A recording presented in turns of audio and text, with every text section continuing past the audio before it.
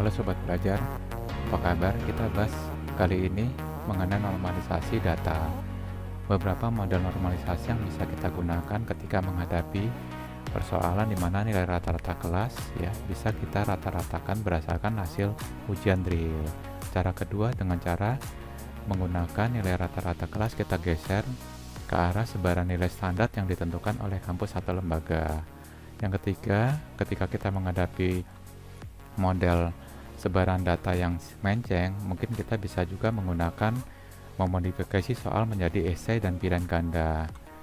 Sebagai ilustrasi, gambarnya seperti ini. Ketika kita menghadapi nilai hasil ujian real seperti ini, maka dari data terlihat ya, mendapati nilai min, modus, median ya. Lalu min ini 84 kita gunakan sebagai nilai tengah. Nah, kondisi kedua, ketika kita ingin melakukan atau menggunakan titik tengah berdasarkan sebaran nilai yang diharapkan oleh lembaga. Dalam contoh ini berkisar antara 70 sampai 100. Maka ini dibagi dua, titik tengahnya ada di 85. Maka ini adalah data di sini atau nilai kebanyakan siswa adalah yang di angka 85. Yang pintar atau yang sangat tidak pintar itu menjadi minoritas. Kondisi ketiga, bagaimana kalau data melenceng ke kiri di mana median modus min itu jauh. Nah, ini bisa dengan cara supaya normal menggunakan modifikasi soal kombinasi antara esai dan pilihan ganda. Pilihan ganda di sini digunakan untuk stabilisasi terhadap data sehingga nilai yang dihasilkan menjadi objektif karena subjektivitas ditambah objektivitas. Nah, sehingga nanti nilai yang dihasilkan itu akan menjadi normal. Untuk prosentasenya silahkan masing-masing tentukan saja. Nah, untuk simulasinya kita bisa saksikan di video berikut ini. Selamat menyaksikan. Ayo kita mulai melakukan normalisasi data nilai dari mahasiswa atau siswa di suatu sekolah atau perguruan tinggi. Pertama-tama kita lihat dulu ada data awal sejumlah 125. Kita cermati data yang pertama nomor 1 sampai 18. Lalu data kedua nomor 19 sampai dengan 36. Selanjutnya nomor 37 sampai 54. Lalu 55 sampai 72. Lalu selanjutnya nomor 73 sampai 90 datanya seperti ini. Nomor 91 sampai 108 UTS, UAS, tugas nilai akhir 109 sampai 125. Dari data di atas kita coba melakukan resume ya, nilainya rataannya minimum dan maksimum ya. Di sini nilai akhirnya rataannya 84, minimumnya 73 dan maksimumnya nilainya 89. Selanjutnya kita akan coba analisis ya. Kita perhatikan dari data tadi. Di sini nilai awalnya, nilai minimumnya 73 atau 72,94, nilai maksimumnya 88. Maka kita perlu melakukan sedikit modifikasi. Kalau secara fair sebenarnya nilai tengahnya seharusnya di antara 70 dan 88. Nah, nanti kita coba, kita ingin menerapkan nilai tengah yang mana. Ada beberapa penentuan nilai tengah. Yang pertama, berdasarkan data yang ada. Misalnya dari data mahasiswa ini bisa terlihat bahwasanya nilai yang fair adalah dari minimum ke maksimum antara 72 dan 89. Selanjutnya kita perhatikan kurva yang berwarna biru adalah kurva data asli. Dari kurva data asli dan kita melihat data di sebelah kiri sini terlihat titik tengahnya di sekitar 84-85. Kita asumsikan data lama adalah senilai 85. Nah, atau 84-an.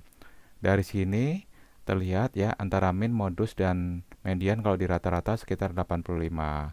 Selanjutnya kita geser dengan dasar bahwasanya nilai minimum adalah 72 dan nilai maksimum 89.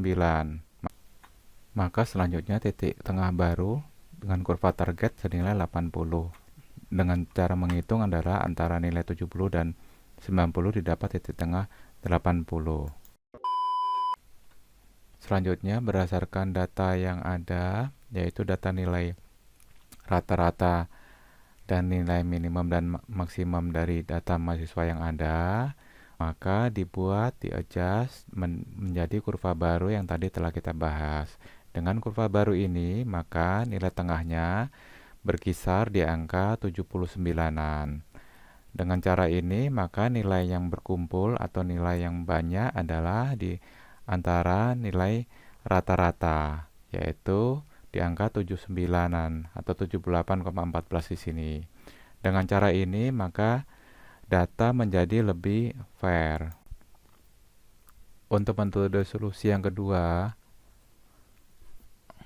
kita menggunakan nilai acuan berkisar antara nilai paling kecil 70 diperhatikan dari standar transformasi nilai angka yang diberikan oleh lembaga pendidikan Anda. Misalnya di sini diasumsikan antara 70 sampai 100. Maka dengan cara ini kita bisa memperoleh nilai tengah ya. Karena nilai yang digunakan adalah sebenarnya hanya 30. Ya, yang aktif 30 yaitu antara 70 sampai 100 sehingga dengan asumsi tidak ada mahasiswa yang tidak lulus atau mayoritas berkisar di situ, maka nilai tengahnya adalah 30 dibagi 2, 15, sehingga 70 ditambah 15 menjadi kisaran 85.